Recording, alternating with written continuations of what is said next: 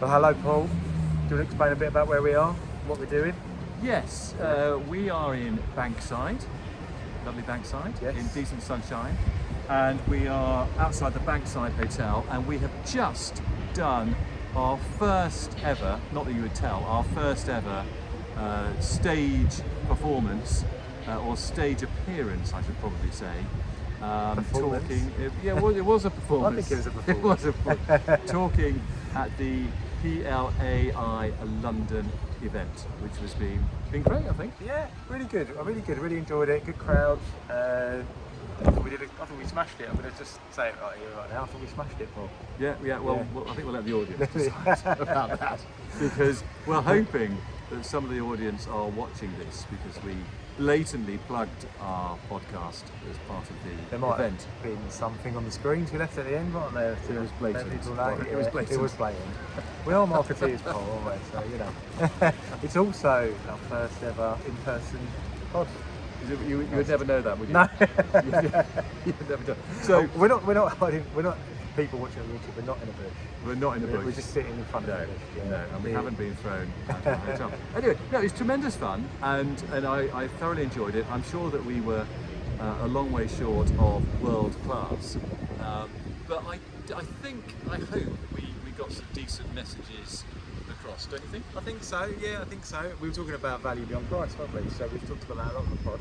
Well, we said we weren't talking about value beyond price. We were talking about it, weren't we? We know, on the grounds that we didn't like the title. No, that's your right. So we changed it. Go and tell us the title. So we changed it to why do people buy things when they could buy cheaper alternatives, or words to that effect. Yes, you're right, we did do that. We changed it, didn't we? Your memory's we going. changed it. My memory's going. It's been a long day. But yeah, it's good, wasn't it? And I think the reason why we did that is because we wanted to use what we do on this podcast. And the things we've spoken about why people might buy something that's more expensive than the alternative. Yes. And it was just an excuse to get the malt loaf, for example, really. It was an excuse to talk about malt loaf. But I think it was good because you're right. The things we talked about, we had previously spoken about on this podcast. Yes. Yeah. And we got feedback, and therefore we knew which topics people were most interested in, either because they like the product or because the story itself is interesting, or maybe a bit of both. Yeah. So I think we managed to share 5 key ways that you can persuade people to buy your product, even if it's not the least expensive. And that hopefully is quite practical Yeah. for the people who Should we are there. talk through the 5 quickly? Well, I have to try and remember the 5. Reduce effort. Reduce effort, good. So that was about making things easy and convenient, isn't it? Making things easy. Family and packs of saurine. Yeah, family packs of story. Reducing risk. So that was about, we used the IKEA example where they used to put price at the front of their ads. Now they hide them, focus on the product. What they do now is reducing risk, not buying against competitors who might be undercutting them or underpricing them, by focusing on the value of the product. Yeah. So this is worth buying. I was hoping that whilst you said that I'd remember another one, but I haven't. What were the other ones? My memory's good as well.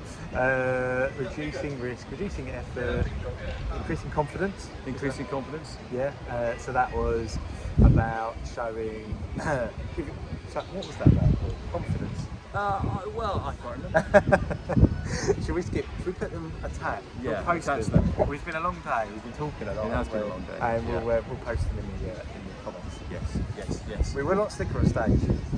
We were. But it was good. And yeah, some key messages about driving people to buy something that otherwise they could buy more cheaply. So that was good. Yeah. And then we did a round table. We did, and that was very enjoyable, wasn't it? We had some good perspectives from people about why it's important for brands to be authentic, or is it important for brands to be authentic? And there's a good debate about what is authenticity versus integrity and the difference between Well, the two. it was, and the premise was that consumers are looking for more authenticity, and how do we respond to that?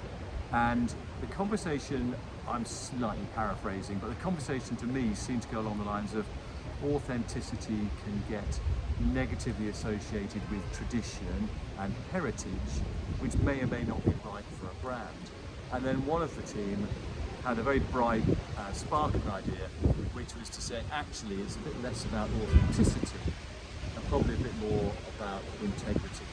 And if brands can be full of integrity, then they can probably withstand the storm of consumer scrutiny and drive confidence in purchase. So that was a very useful conversation. Yeah, and there were some good examples, wasn't there? So someone used the example about Victoria Beckham, who obviously is sort of in her midlife, I suppose you could say. Hopefully, at least. But not yet. They're doing well for it, and doing very well for it. And she is trying to reach a new audience, Gen Z, and how she can do that while remaining authentic or maintaining her integrity. Yes. In that market she's in. And the way that someone gave an example of that is through partnerships. So she partnered with Gap, who there was a similar theme because they're both 90s brands, but actually Gap's audience profile fits with the one that Victoria Beckham was trying to reach. So actually the partnership there was an authentic way and sort of maintained her integrity. Yeah, I think so, and I think we need to perhaps sharpen the thinking around that. It was a very useful discussion. It's getting a bit exciting. We can tell us we're in London. We are in central London. We're doing an out-of-home broadcast. I think that was a lorry saying, "I'll sound my horn so you can please take the space in front of you." Anyway, but what was also interesting was the people around the table had different points of view, and it said to me how useful it is to be surrounded by people who you don't see very often, because I learnt about activations and ideas and perspectives that were new to me and really interesting, around some of the things Marks and Spencer's are doing, how they're promoting personalities within their business to talk about different aspects of their business, how McDonald's are leveraging some of their grown-up customers, some of their grown-up customers' childhoods to promote loyalty. These sorts of things are quite interesting. It's never a bad idea to surround yourself with interesting and different people you've not had a chance to hear from. Yeah, exactly. I am the target market for the Friends, gimmick or the Friends toy that McDonald's do for the adult world, because that's my era. That's what I grew up with. If you were friends, which friend would you be? I'd probably be Chandler. I said that very quickly, didn't I? So I could relate to that, but I think what we were saying was actually sometimes that can seem a bit inauthentic from the brand. Friends is a brand in its own right these days, right? So them just hanging on to stuff that might not seem relevant to the Friends brand can feel a bit, like they're trying to fit into the thing. And I think on the integrity thing, maybe being seen to be calculating is at odds with integrity.